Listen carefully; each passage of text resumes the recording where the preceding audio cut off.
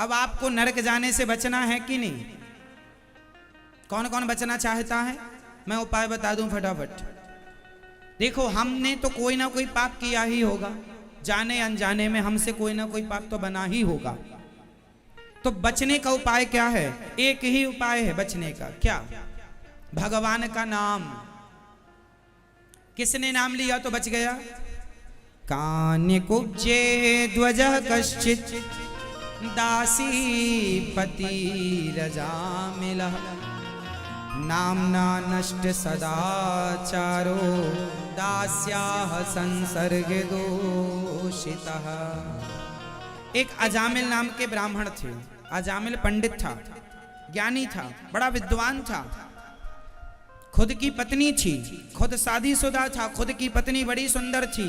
लेकिन क्या हुआ, एक दिन अपनी पत्नी से छोड़कर एक वैश्या को देख लिया, उसकी सुंदरता पर लट्टू हो गया और उसको ले आया घर। अपनी पत्नी को छोड़ दिया और वैश्या के संग रहने लगा। और वैश्या से उसने 9 बच्चे पैदा किए। 10वीं बार उसकी वैश्या गर्भवती हो गई। जब गर्भवती हुई तो अकस्मात उसके नगर में कोई साधु संत आ गए।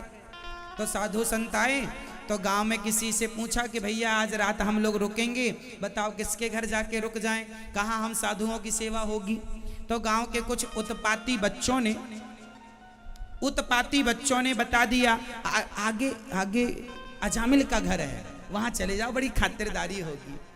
ये बच्चे भी मजे लेने के लिए भेज दिए कि जाओ वैश्या के घर।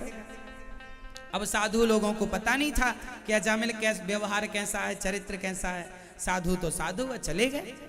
और साधु ने जब अजामिल के घर का पता पूछा तो लोगों ने बता दिया ये रहा अजामिल का घर। उस समय साधु पहुंच गए। भिक्षाम देही, हे माता हमें भिक्षा दो। अजामिल उस समय घर में नहीं था। अजामिल की पत्नी ने दरवाजा खोला। जी महात्मा जी। उस वैश्या की बुद्धि संतों को देखकर बदल गई। उसने सोचा मैंने सारी जिंदगी पाप किया है, आज पहली बार मेरे दरवाजे संत आए हैं, इनकी सेवा करके कुछ पुण्य कमाऊंगी। तो वैश्या ने, अजामिल की पत्नी ने कहा महाराज बताइए हम आपकी क्या सेवा करें। संतों ने कहा बेटी हम साधु हैं, जा रहे हैं जगन्नाथ जी की यात्रा में, रात हो गई है तो यहीं विश्राम करेंगे, तुम हमारा रात्रि का भोजन का बंदोबस्त करो। हम कच्चा ही अन्न लेंगे और हम बनाकर खाएंगे, हम किसी के हाथ का बना खाते नहीं हैं, हमें आप कच्चा राशन दे दो। तो उसकी पत्नी ने एक सुपड़ा उठाया, सुपड़ा, उसमें आटा, चावल, दाल, आलू, गुड़, चीनी, जो जो दूध, घी, जो जो था उसके पास सब दिया। संतों ने अपना आटा वाटा लिया और बढ़िया भोजन बनाया। ठाकुर जी को शालिग्राम भगवान निकाले साधु जी, और भगवान जी का भोग लगा के तुलसी का पत्ता डाला और ठाकुर जी को भोग लगाइए ठाकुर जी। आज भगवान वैश्या का अन्न खा रहे हैं, अजामिल का। संतों ने भोग लगाया और भोग लगाकर फिर उसको प्रसाद दिया। तब तक अजामिल महाराज पधार गए। अजामिल आ गए। अजामिल ने अपनी पत्नी से कहा ये बाबा जी लोग बाहर क्या कर रहे हैं? अरे आज घर में साधु आए हैं, हमारे घर का राशन खा रहे हैं, आप भी सेवा में लग जाओ। अजामिल पत्नी से बड़ा डरता था। अजामिल जैसा पत्नी बोले वैसे ही करता था। चलो बैठो, बैठ गया। संत जी ने प्रसाद में 2 रोटी अजामिल को दी, 2 रोटी अजामिल की पत्नी को दी, लो प्रसाद खाओ तुम लोग भी। अब संतों ने प्रसाद बांटा और अजामिल का दिया प्रसाद। आज संतों ने खूब प्रसाद पाया। तभी गांव के कुछ लोगों ने आकर बाबाओं से, साधुओं से कहा साधु जी आप जिनके घर की रोटी खा रहे हैं जानते हैं ये लोग कौन है? कौन है? ये वैश्या है, ये अजामिल इसके चक्कर में पड़ गया है, 9 बच्चे हो गए हैं, 9, 10वीं बार गर्भवती है ये। संतों ने कहा अब तो रोटी खा ही ली, अब तो रोटी खा ली, ठाकुर जी का भोग लगा लिया, अब तो पेट में भी चली गई, अब क्या करें?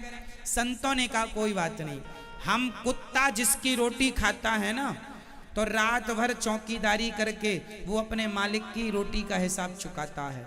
जब कुत्ता रोटी का हिसाब चुकाता है, तो हम संत हैं, जिसकी रोटी खाए हैं उसका कल्याण करके रहेंगे। भले ये वैश्या है, भले ये पापी हो, लेकिन हमने इसकी रोटी खाई है, अब इसका उद्धार करेंगे।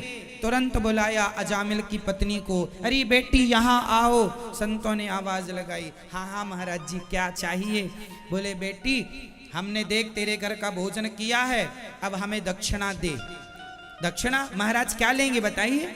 मैं दक्षिणा यही लूंगा, तू मुझे एक वचन दे कि तेरा बेटा जब हो जाएगा तो तू उस बेटे का नाम नारायण रखेगी। अजामिल से बोला, अजामिल बेटे का नाम नारायण रखना। अजामिल बोला नहीं मैं तो डब्लू रखूंगा, डब्लू। पहले ही सोच रखा है। बाकी जो हमारे 9 हैं उनके चिंटू पिंटू मंकू इत्यादि नाम रख चुके हैं, अब इसका नाम डब्लू है। संत जी ने कहा कोई डब्लू अबलू नहीं, इसका नाम नारायण रखना। पत्नी ने बोला जी आज्ञा गुरु जी। आपने कहा अजामिल से बोलते संत जी चल बोल नारायण। अजामिल बोला मैं नहीं बोलूंगा, तुम्हारी तरह मैं भी चक्कर में नहीं पड़ता भगवान के। चल बोल सीताराम। नहीं बोलूंगा। संत बोले क्या नहीं बोल देगा, क्या नहीं बोलेगा? बोले वही नहीं बोलूंगा जो तुम बुला रहे हो। अजामिल धोखे से भी भगवान का नाम नहीं लेता था, लेकिन संतों ने ऐसी युक्ति निकाली कि अजामिल के बेटे का नाम नारायण रख दिया। संत तो चले गए, बेटा हुआ। अजामिल का छोटा बेटा था, बड़ा लाडला था। बेटा नारायण यहाँ आओ, बेटा नारायण दूध लाओ, बेटा नारायण पानी लाओ, बेटा नारायण यहाँ आओ। दिन भर नारायण नारायण। अब तो अजामिल इनडायरेक्ट भगवान का चिंतन करने लग गया, नारायण नारायण नारायण जपने लगा। क्या जपने लगा? नारायण।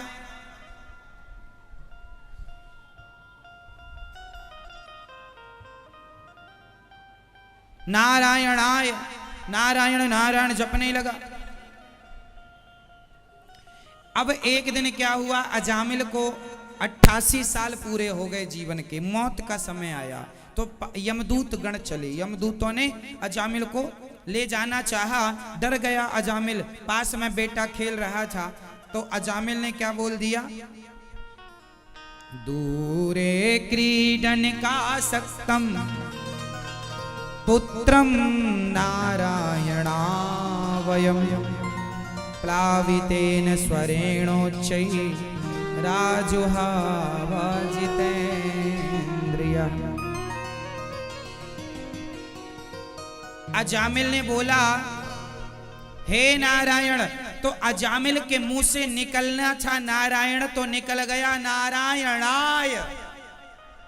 क्या निकल गया? नारायणाय। नारायण और नारायणाय, भगवान का नाम तो नारायण है, पर नारायण में जब णा या जुड़ जाता है तो वो उसका अर्थ बदल जाता है।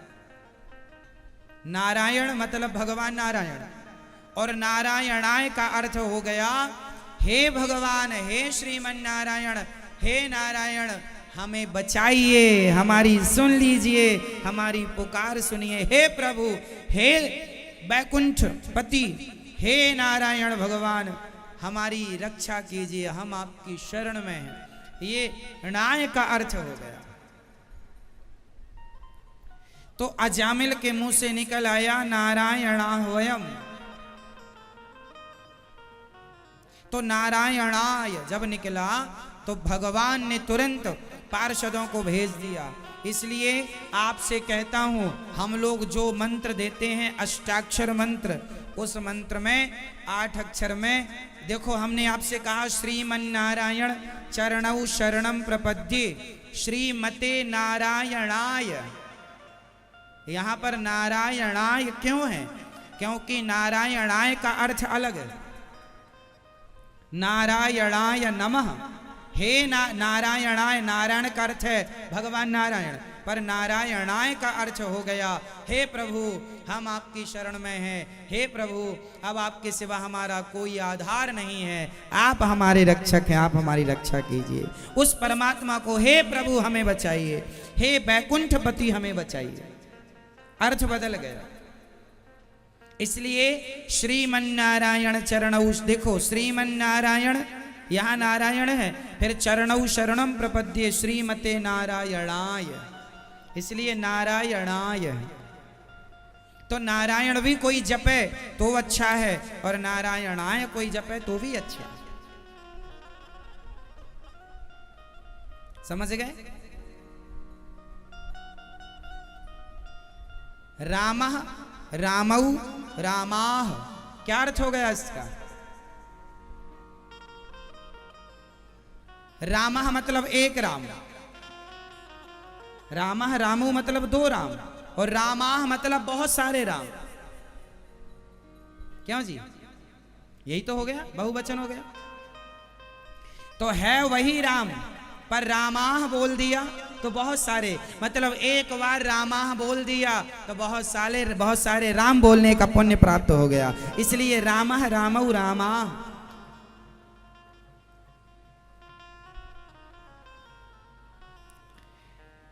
इसलिए हमें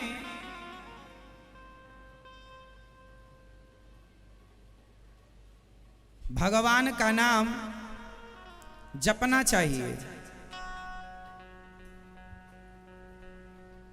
राम की जो विभक्ति होती है जानते हैं ना आप लोग, पढ़ा होगा आप लोगों ने, हम लोगों ने, सबने पढ़ा। रामः, रामौ, रामाः, फिर द्वितीया में रामम, रामौ, रामान, फिर तृतीया में रामेन, रामाभ्याम, रामई, चतुर्थी हो जाएगी रामाय, रामाभ्याम, रामेभ्या, पंचमी हो जाएगी रामात, रामाभ्याम, रामेभ्या, षष्ठी हो जाएगी रामस्य, रामयोः, रामानाम, सप्तमी रामे, रामयोः, रामेषु, और संबोधन में हो जाएगा हे राम। इसलिए बोलते हैं ना, हे राम, हे रामौ, हे रामा, हे रामा, संबोधन है ये। लोग बोलते हैं हे कृष्ण, क्यों बोलते हैं? क्योंकि संबोधन है, हे कृष्ण। विभक्ति जब आप पढ़ेंगे, ये पढ़ाई जाती है हम लोगों को। क्यों? राम की विभक्ति जानते हैं आप लोग? नहीं। तो संबोधन है हे राम, हे राम। इसलिए हरे राम, राम राम, हरे हरे, हरे कृष्ण, कृष्ण कृष्ण, हरे हरे, हरे कृष्ण। ये संबोधन है ठाकुर जी के लिए। हरे कृष्ण, कृष्ण कृष्ण, हरे हरे, हे राम। वाह! चलिए, बस यही है कि नारायण और नारायणाय की विभक्ति, अर्थ बदल गया, सब चीजें बदल गई। अजामिल के पास यमदूत आए, पार्षदगण आ गए, भगवान ने कहा जाओ मेरा भक्त पुकार रहा है। तुरंत चले आए, तुरंत आए पार्षदगण और यमदूतों से कहा चलो यहां से जाओ, ये मेरा भक्त, ये मेरा, जाओ यहां से, ये आपका। यमदूतों ने कहा इसने सारी जिंदगी पाप किया है, सारी जिंदगी इसने पाप किया है। अरे बोले भले पाप किया है सारी जिंदगी, पर मरते समय भगवान को याद किया है, इसलिए भगवान ने इसे क्षमा कर दिया। यमदूतों को ये पार्षदों ने खूब मार लगाई, आज कस के मारा। भक्त को तूने छुआ तो छुआ कैसे, ले खूब मारा है कस के। और यमदूतों को मार मार के जब भगाया तो यमदूतों ने जाकर के अपना कमंडल, अपनी लाठी, अपना सब फेंक दिया। यमराज जी नहीं करना आज से आपका काम, मार्केट में कोई इमेज नहीं है आपकी, पूरा काम चौपट हो गया है आपका। रोने लगे यमदूत लोग। यमराज बोले क्या हो गया? बोले आज हम लोग पिट के आए हैं। पिट के आए हो? किससे पिटे? बोले वो एक अजामिल नाम का आदमी था, उसे आपने ही भेजा था जाओ लेके आओ, लेकिन उसने मुंह से नारायण बोल दिया। पार्षद आ गए, यमराज बोले ये नरक में नारायण का नाम ना बोलो, पूरा कार्यक्रम चौपट हो जाएगा, पूरा हमारा धंधा खत्म हो जाएगा। जितना नरक में लोग भरे पड़े हैं सब निकल जाएंगे अब भी। क्यों? यमदूतों ने कहा आखिर इन नारायण के नाम में है क्या। तब वहां यमराज ने नारायण नाम की महिमा गाई है। उस यमराज ने कहा, यमराज जी ने कहा बेटा ये भगवान का नाम है नारायण। सुनो, आज के बाद कोई नारायण बोल दे, सीताराम बोले, राधे श्याम बोले, इनमें से कोई भी नाम बोल रहा हो, गोविंद, गोपाल, मनमोहन, मदन, मुरारी, कोई भी नाम बोल दे, उनको छूना भी मत, वरना हर बार ऐसे ही पिटोगे। क्यों क्यों ऐसी क्या बात है ये नारायण के नाम में, राम नाम में और कृष्ण नाम में। तब यमराज ने समझाया ये जो नरक बना है ना, ये नरक के महामहिम भगवान नारायण ही हैं। ये सृष्टि बनाने वाले, जो उनका नाम ले लेता है उसे कभी नरक नहीं जाना पड़ता बेटा। ये वो लोग नरक में पड़े हैं जिन्होंने जीवन में कभी पुण्य नहीं किया, भगवान का नाम नहीं जपा, कथा नहीं सुनी, ना नाम लिया ना नाम सुना, वो लोग नरक में पड़े भोग रहे हैं जिनको तुम मारते हो। भगवान के भक्त को कभी नरक नहीं जाना पड़ता। इसलिए मेरी मां, काम करते रहो, भगवान का नाम जपते रहो और कान पकड़ के सॉरी बोल दो, हे बिहारी जी, हे जगन्नाथ जी, हे श्याम सुंदर, हमने बहुत पाप किए हैं, अपराध क्षमा कर दो प्रभु, अब नहीं करेंगे। यदि आपने पुराने पाप क्षमा मांग लिए भगवान से और दोबारा ना करने का संकल्प लेंगे तो भगवान आपके समस्त पाप क्षमा कर देंगे। सन्मुख हो ही जीव मोहि जबहि, जन्म कोटि यज्ञ ना सही तबहि। कितना भी बड़ा पापी क्यों ना हो, उसका भगवान उद्धार कर देते हैं यदि वो भगवान की शरण में आ जाए तो आप में से कितने लोग भगवान से सॉरी बोलेंगे? सबके पाप माफ हो जाएंगे, पर शर्त है फिर ना करना। हे प्रभु, हम पापी हैं, अधम हैं, नीच हैं, दुष्ट हैं, हे नाथ जैसी हूं जैसा हूं गोविंद, हे बिहारी जी, हे श्याम सुंदर, हे श्रीमन नारायण, मुझे क्षमा करो प्रभु, मैं बड़ा पापी हूँ, अनजाने में मुझे ज्ञान नहीं था, मैंने पाप किए, अपराध क्षमा करो प्रभु। जब आप ये बोलते हैं तो भगवान तो दयालु है ना, वो तो पूतना जहर पिलाने आई, उसे भी क्षमा करके अपना धाम दे दिया, तो हम में तो देंगे ही देंगे। बड़े दयालु हैं भगवान, न जाने कौन से गुण पर दया निधि रीझ जाते हैं। भगवान जितना दयालु कोई नहीं है मेरी माँ। तो कौन कौन क्षमा मांगेंगे भगवान जी से? क्या कहोगे? जल्दी बोलो, अभी मांगो। क्या क्या बोलेंगे? जोर से बोलो, बोलो हे प्रभु, हे श्रीमन नारायण, हम पापी हैं।